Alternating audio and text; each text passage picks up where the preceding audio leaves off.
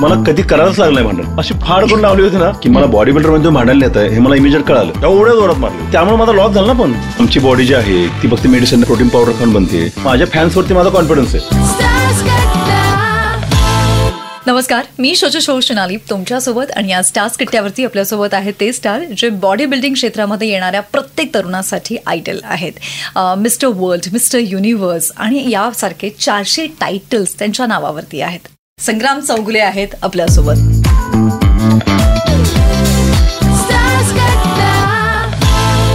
सगळ्यात आधी मला जाणून घ्यायचंय तुमचा हात कसा आहे, तुम्हाला बरं वाटतंय का आता?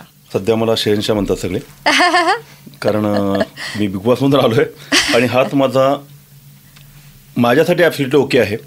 पण लोकांना सांगितलं तर ते पटत नाही आहे. त्यांना वाटतं की खोटी इंजुरी असेल किंवा मी स्क्रिप्टेड होतं किंवा मी विनाकारण हात बांधून बसलोय, असं बिलकुल नाही आहे. माझ्या बॉडीच्या कुठल्याही पार्टसाठी मी कुठलीही किंमत म्हणजे असं सांगू शकत नाही की जी प्राईस किती आहे. आणि माझ्या लाईफमध्ये पहिली इंजुरी आहे ही. सो माझ्यासाठी रिकवर लवकर होईल मी. पण हे जे झालं आहे ते माझ्यासाठी खूप नेक्स्ट लेवल झालं आहे माझ्या लाईफमध्ये पहिल्यांदा. आणि कॉम्पिटिशन करत नाही आहे हीच फक्त एक चांगली गोष्ट आहे की ज्यासाठी मी हे लक्षातून काढू शकतो. संग्रामजी, तुम्हाला माहिती का सगळ्यात आधी तुमची इंजुरी किती सिरियस आहे हे लोकांना तेव्हा कळलं जेव्हा तुम्ही हॉस्पिटलाइज झालात. करेक्ट? कारण की कॅमेरासमोर तिकडे बिग बॉस तुम्हाला बोलवत होते आणि सांगत होते, तर कदाचित तो एक प्रकारचा स्टंट वाटला. कारण की रियालिटी शो म्हटलं की लोकांच्या मनात पहिली धारणा येते की स्क्रिप्टेड असेल, काही गोष्टी ठरवल्या असतील. पण जसं तुम्ही हॉस्पिटलाइज झालात आणि नंतर तुमच्या हाताची स्वेलिंग आणि ती पूर्ण सर्जरी दिसली, त्यानंतर त्याची जाणीव खूप लोकांना झाली की नाही यार हे खूप म्हणजे डीप आहे, हे सहज वरचं नाही आहे. त्यामुळे तुमच्या स्पीडी रिकव्हरीसाठी निश्चितच आमच्या शुभेच्छा आहेत आणि लवकरच पुन्हा तुमच्या त्याच फॉर्ममध्ये आम्हाला पाहायचं आहे. मला सगळ्यात आधी जाणून घ्यायचं आहे की एक असा रियालिटी शो ज्याची चर्चा म्हणजे नेक्स्ट लेवल होती, हा सीझन गाजला वाचतोय, ज्याच्यामध्ये तुम्हाला वाईल्ड कार्ड एंट्री म्हणून बोलवलं गेलं, तर कधी हे ठरलं, कधी थॉट आला? कारण की तुम्ही स्वतः अप्रोच झाला होता की तुम्हाला विचारलं गेलं? ॲक्च्युली स्टार्टिंग व्हायच्या आधीच मला विचारलं होतं. ओके. 6 महिन्यापूर्वी. बरं. की इंटरव्ह्यू जे पहिले झाले होते, अराउंड 300 इंटरव्ह्यू केले त्यांनी ह्या वर्षी. आणि पहिल्यापासून त्यांचं जे टार्गेट होतं त्यामध्ये अभिषेक हा मला लहानपासून ओळखणारा माणूस आहे आणि त्याची खूप इच्छा होती जो सिलेक्ट करायचा की कुणाला बोलवायचं आहे. तर त्याचा मला कॉन्टॅक्ट आला सगळ्यात पहिला की यायचं म्हणून. आणि आजकाल काय होतं, फेक चाललं होतं भरपूर की एंट्री करण्यासाठी बऱ्याच अशा एजन्सी आहेत जे कॉल करतात आणि बरेच जण इंटरेस्टेड आहेत टीव्हीवर जायला. सो त्यांचे कॉल यायचे की तुम्हाला जायचं का बिग बॉसला, आम्ही करू शकतो. मग ते पैसे ह्या सगळ्या गोष्टी असायच्या. सर मला इंटरेस्ट कधीच नव्हता तिथे जायचं बिकॉज ऑफ हिंदी. कारण हिंदीमध्ये ज्या चालल्यात गोष्टी ना, तर त्या नाव कमी करायच्या गोष्टी चालल्यात असं मला वाटते. माझ्या सगळ्या मी माझ्या फिलिंग सांगतोय. सो मी कधीच मला बिग बॉस हिंदीमधून पण 2-3 ऑफर आल्या होत्या. आता खऱ्या होत्या की फेक मला माहिती नाहीये, पण मला 3 वेळा तिथून ऑफर आले होते 3ही सीझनसाठी की तुम्हाला यायचं आहे का म्हणून, माझ्या मॅनेजर थ्रू. तर मी म्हटलं की मला नाही जायचं आहे तिकडं. मराठीमध्ये पण माझं तोच थिंकिंग होतं. सो पहिल्या इंटरव्ह्यूमध्ये केतन असेल, अभि असेल, सगळे होते लोक. तर इंटरव्ह्यूच्या वेळेस माझा इंटरेस्ट नव्हता. माझे मित्र पण माझ्यावर होते. तर त्यांना मी असंच बोललो की पहिला इंटरव्ह्यू आहे, मी तुम्ही बोललोय म्हणून आलोय. तर माझं असं काय थिंकिंग नाही आहे यायचं. डायरेक्ट बोललो त्यांना मी. कारण माझं असं थिंकिंग आहे अबाउट मी, जे मला वाटत नाही की मी तिथं असलो पाहिजे. कारण माझ्या लाईफमध्ये मी ॲज अ हिरोच आहे एवढ्या वर्षामध्ये माझ्या फील्डमध्ये. आणि तिथं जाऊन मला अजून हिरो व्हायचं नाही आहे, कारण ते दिसत नाही तिथं मला करायचं असेल तर. समजा की तुम्हाला कुणाला सांगायचं असेल, शिकवायचं असेल तर मी जाऊ शकेन, किंवा घरात कसं राहिलं पाहिजे हे सांगायला जाऊ शकेल. भांडण काढणं, ट्रोल करणं, कंटेंट देणं हे माझं सध्या काम नाही आहे तिथं जाऊन. सो माझी मेंटॅलिटी तशी आहे. मी त्यांना डायरेक्ट बोललो. आणि मग ते कमर्शियलच्या गोष्टी आल्या तर मी विचारच नाही केला त्यांना की म्हटलं आपण नेक्स्ट टाइम बघू. ते बोलले की 4 इंटरव्ह्यू होतील तुमचे, हा फक्त पहिला आहे. कारण तुमचं ॲग्रेशन आम्हाला दिसलं नाही, ते पण तेच बघायला आले होते.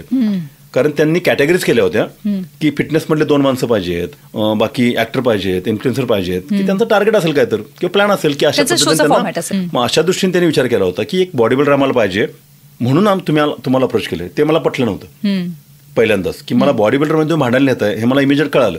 आणि तसा मी नाही आहे लाईफमध्ये, मी कधीच भांडण केलेलं नाहीये. कारण मला कधी करायलाच लागलं नाही भांडण. सो मी बोललो होतं की नाही. नंतर मग काय झालं की शो चांगला चालू झाला, खूप चांगला त्याचं रिस्पॉन्स लोकांचा आला. तर TRP वगैरे मी काय बघत नव्हतो कारण त्याची मला गरज नव्हती. पण लोकांचा इंटरेस्ट, कारण माझी बायको खूप जास्ती बिग बॉस, बिग ब्रदर सगळं बघते. आणि 3-4 वाजे मी रोज सांगायचो अरे बघू नको, झोप आता 4 वाजलेत. तर मला पण झोप लागत नव्हती त्यामुळे. त्यामुळे स्नेहलला मी सारखं सांगायचो. मग ती आवाज कमी करून तिकडे 2 करून बघायची, 4ला झोपायची, सकाळी 5:30ला उठून परत मुलांचं सगळं काम. आणि तिला मी सांगितलं नव्हतं की मी चाललोय म्हणून पहिल्या इंटरव्ह्यूला. नंतर सांगितलं. मग ती परत का नाही गेला, असं तसं भांडण भरपूर झालं की जायला पाहिजे, माझी इच्छा आहे. आणि वाईल्ड कार्ड एंट्री लेट झाली ॲक्च्युली ह्यावेळेस. सो सुमितचा आला होता व्हिडिओ की वाईल्ड कार्डमध्ये एखाद्या अशा माणसानं गेलं पाहिजे की जो भांडला पाहिजे, हे केलं ते पाहिजे. त्याच्यावर मी पोस्ट केली होती. यार मला पण बोललं होतं पण मी नाही गेलो, पण तू जायला पाहिजेस. आणि त्या एका पोस्टवरती एका इन्फ्लुएन्सरने एक व्हिडिओ टाकला होता आणि तो खूप व्हायरल झाला की सुमित दादा चाललं एंट्री करायचं पण त्यांना अजून बोलवत नाहीत. पण एक माणूस असा आहे संग्राम चौगले म्हणून की त्यांना बोलले पण जात नाहीयेत. मग ती चर्चा वाढली की का जात नाही हा. तर माझी इच्छा पण दाखवली नव्हती मी.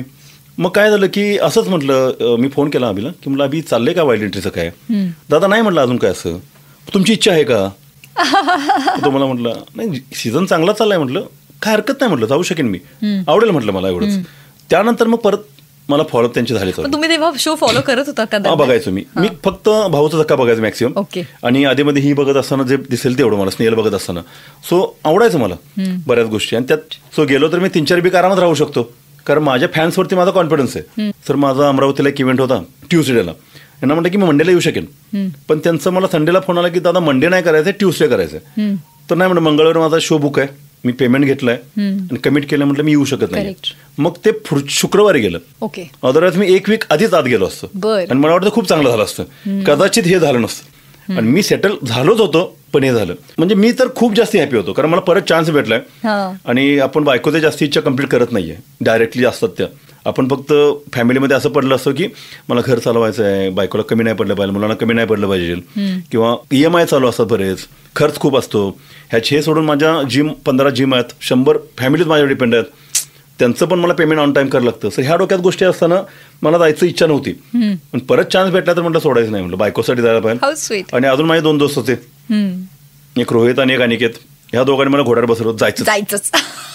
तुमचं काय असेल ते आम्ही सांभाळतो. सो तुमच्यासाठी गेलो. मी तुमच्यामुळे कधीच म्हणत नाहीये. शो मध्ये झालं पण होतं की तुमच्यामुळे, मी तुमच्यामुळे कधीच म्हणत नाही. तुमच्यासाठी आणि तुमच्यामुळे मध्ये बराच फरक असतो.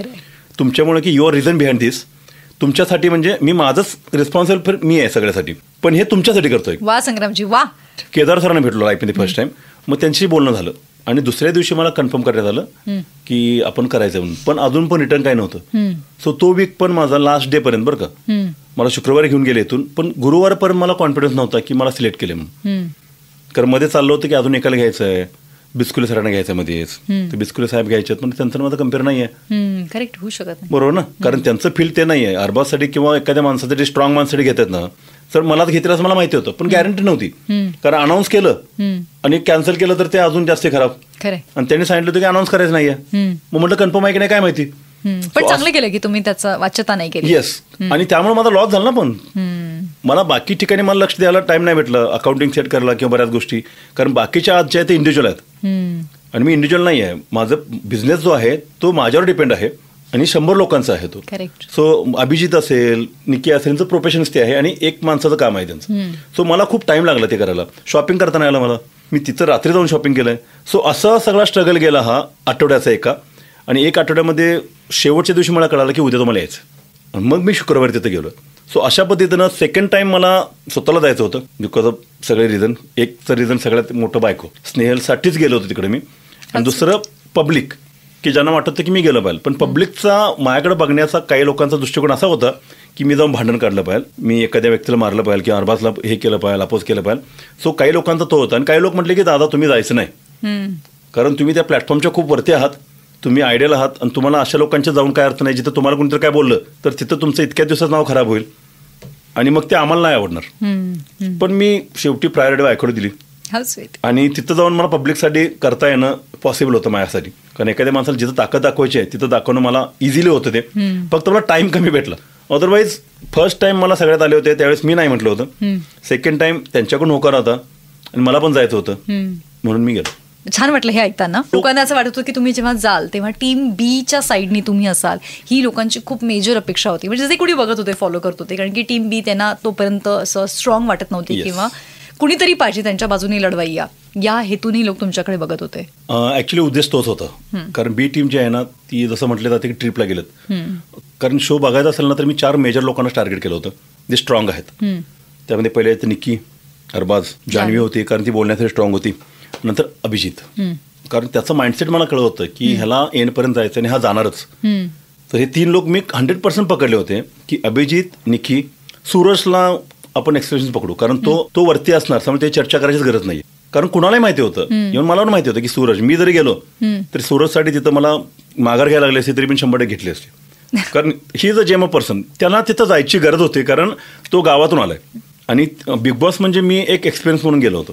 सो डोक्यात घेतलं होतं की बिग बॉस ही फॅमिली आहे. सो मी 4-5 लोकांना स्टडी करून गेलो होतो आणि त्या प्रत्येकासाठी माझ्याकडे वेगळी स्ट्रॅटेजी होती. डीपी माझ्या गावचाच होता, त्यामुळे ऑब्व्हियसली त्याला घेऊनच मी चालणार होतो. सो डीपी, मी आणि जान्हवी एक अशा कंडिशनला होती, रेफ्युजी झाली होती ती, की तिला ए टीम मध्ये कोण घेत नव्हतं आणि बी मध्ये तिला कोण ट्रस्ट ठेवत नव्हतं. सो ती रेफ्युजी झाली होती की बाबा तू इकडची पण नाही आहेस, पलीकडची पण नाही आहेत. आणि अशा वेळी मी आलो म्हणजे मी पण रेफ्युजीच आहे, की ते लोक मला बाहेर काढायला बघणार आहेत आणि काही करून मला तिथं जायचं तर ह्याच लोकांच्या अपोज आहे, एच्या बीच्या लोकांना घेऊन. पण बी टीम मध्ये घुसायचं नव्हतं मला. अशी एक टीम मला करायची होती की ती टीम बाबा न्यूट्रल आहे, जिथं भांडण आहे ना तिथं सगळ्यांच्या अपोज जाणारच ती, मग कुणाशी भांडण असेल. टास्कच्या वेळी मात्र एकत्र येऊन खेळणार. सो हा माझा कन्सेप्ट मी घेऊन गेलो होतो. सो वैभवला मी कधीच टार्गेट ठेवलं नव्हतं, कारण त्याचं ट्रोलिंग खूप चाललं होतं. ऍक्च्युअली असं काहीच नव्हतं. तो ऍक्च्युली इंट्रोवर्ट पर्सन आहे. त्याला बोलता येत नाहीये, त्याच्या डोळ्यातून पाणीच येत नाही. काही झालं तरी लाईफमध्ये एकदा पण रडलेला नाही तो. काय बोलता? वैभव रडला तरी पण डोळ्यातून पाणीच येत नाही त्याच्या. त्यामुळे तो म्हटला की लोकांना मला असं वाटतंय. पण हे होतं की तो अंडर इन्फ्लुएन्स होता अरबाजच्या, मी अजिबात नव्हतो. ठीक आहे. तुम्ही जेव्हा घरात होता तेव्हा वैभव टू हे सारखं जे म्हटलं गेलं होतं तर ते तुम्हाला आल्यावर कळालं असेल, तर त्याबद्दल तुमची काय प्रतिक्रिया होती? नाही, ऍक्च्युली हे पत्रकारांनी मला सांगितलं. 100% वाईट वाटलं, कारण माझं आणि वैभवचं कम्पॅरिझन कधीच होऊ शकत नाहीये. मी कुणाच्या इन्फ्लुएन्सच्या खाली येणं कधीच पॉसिबल नाहीये. कारण मी इन्फ्लुएन्सर नाही. पहिली गोष्ट म्हणजे मी ब्रँड अँबॅसेडर आहे, किंवा मी माझी लाईफ अशा पद्धतीने घडवली आहे की मी लोकांच्याकडे शिकत आलोय आणि चांगल्या गोष्टी शिकलीत मी. तर वैभव सारखं माझं होणं पॉसिबल नाहीये. ते फक्त काय झालं की वैभवचा आणि माझा स्वभाव सेम होता की विनाकारण अग्रेसिव्ह व्हायचं नाहीये. आणि 2 गोष्टीमध्ये अरबाजने माझी खूप केअर घेतली होती. एकदा माझ्या इन्सिडेंट्समुळे घ्या, आणि दुसरं की ज्यावेळेस सगळे बोलताना की तो बोलला की तुम्हाला वाटत असेल मी बाहेर अग्रेसिव्ह दिसतोय किंवा काय दिसतोय. सो हा माझ्याशी चांगला एक्सपिरियन्स झाला होता. त्याची ती स्क्रिप्ट असेल कदाचित, मला माहिती नाहीये, पण मी माणसं ओळखायला चुकत नाहीये. सो मला कळत होतं, कारण लिटरली रडायचा तो मुलगा. कुठली गोष्ट तुमच्यासाठी वर्क नाही झाली या घरामध्ये? माझं थिंकिंग आणि रिअल मी. एक तर भांडण करणं वर बिलकुल झालं नाही. मला एकटंच राहायला पाहिलं होतं, कुणाशी न एकत्र करता. जरा वाटलं की मी तिच्या बरोबर आहे किंवा रिलेशन्स किंवा ह्या गोष्टी दुसरी जोडी तयार होती म्हणून. आणि तिसरी गोष्ट की इमोशनलपणा माझा तो मी बाजूला ठेवायला पाहिलं होतं. ते पाहिलं ते मला दाखवता आलं असतं. ओके. आजपर्यंत आपण जेव्हाही तुमच्या करिअरकडे बघतो तर तो इतका सहज सोपा नव्हता.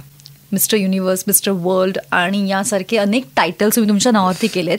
ह्या टायटल्सला घेऊन जगणारा माणूस जेव्हा ट्रोल होतो, जेव्हा त्याला निगेटिव्ह कमेंट्स येतात एका शोमध्ये गेल्यामुळे, तर त्या ट्रोलर्सकडे तुम्ही कशा पद्धतीने बघतात? ऍक्च्युली कसं आहे की मी त्याला खूप पॉझिटिव्हली बघितलं, कारण जे ट्रोल करतात ना ते माझे रिअल फॅन आहेत. त्यांचं थिंकिंग फक्त चुकीचं आहे, कारण त्यांना वाटतं की बॉडी बिल्डर म्हणजे लोखंडाचे माणसं आहेत. एक गैरसमज. येस, की बॉडी याची बनते, मसल बनतात म्हणजे तो लाकडी माणूस आहे किंवा दगडाचा माणूस आहे, त्याला काहीच नाही झालं पाहिजे. आणि मग तिथे येतं माझं करिअर. मग बॉडी बिल्डर म्हणजे ऍक्च्युली एव्हरीडे ट्रोल होणारा माणूस आहे, त्याच्या घरात पण आणि अख्ख्या समाजात पण. लोकांना वाटतं की आमची बॉडी जी आहे ती फक्त मेडिसिनने बनते, टॅबलेट्स खाऊन बनते, प्रोटीन पावडर खाऊन बनते. तर असे लोक जे बोलतात ना, तर ह्यांचं अडाणीपण जे आहे ना, अडाणीपण म्हणजे त्यांना मी शिवाय देत नाहीये, पण त्यांचं एज्युकेशन, लॅक ऑफ एज्युकेशन जे आहे ना ते बाहेर आलं. आणि माझं जे काम होतं की आज जाऊन मला लोकांना दिसायचं होतं, तरी मला आत्ता कंटेंट जो म्हणतात ना भरपूर मिळालाय, की ज्या लोकांना वाटतं की प्रोटीनची बॉडी खराब असतीये किंवा टॅबलेट खाऊन बॉडी बनतीये आणि तुमची बॉडी म्हणजे तुटली नाही पाहिजे, तर ते आम्हाला विसरतात की आम्ही पण माणसं आहोत. बरोबर आहे, आमचे मसल मोठे आहेत, सो आमच्या मसलला काय होणार नाहीये. इमोशन सारखेच आहेत ना ऑब्व्हियसली, पण बोन सारखे आहेत ना, जॉईंट सारखे आहेत आमचे.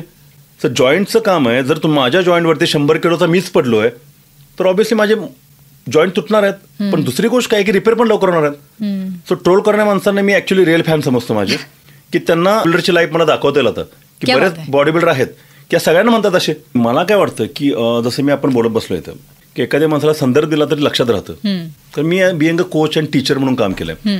सो मी ज्यावेळी एखादं एक्सप्रेस करत असेल ना, तर ती गोष्ट त्यांना जास्ती वाटली असेल कदाचित त्यांच्या हिशोबाने, आणि ह्या गोष्टीला दाखवलं तर त्यांना काय बेनिफिट वाटलं नसेल म्हणून त्यांनी ते कट केलं असेल. अदरवाईज मी ज्या कंडिशनला तिथं बोललो होतो की एकच वीकमध्ये मी खूप इमोशनल झालो होतो. बाकीचे 8 वीक राहिलेत आणि मी 8 दिवसामध्ये, मला भाऊ बोलले पण तुम्हाला फक्त 8 दिवस झालेत. म्हटलं मी रितेश भाऊ 8 दिवस नाही, मी इव्हन 8 तास पण विदाऊट फोन करता राहू शकत नाहीये.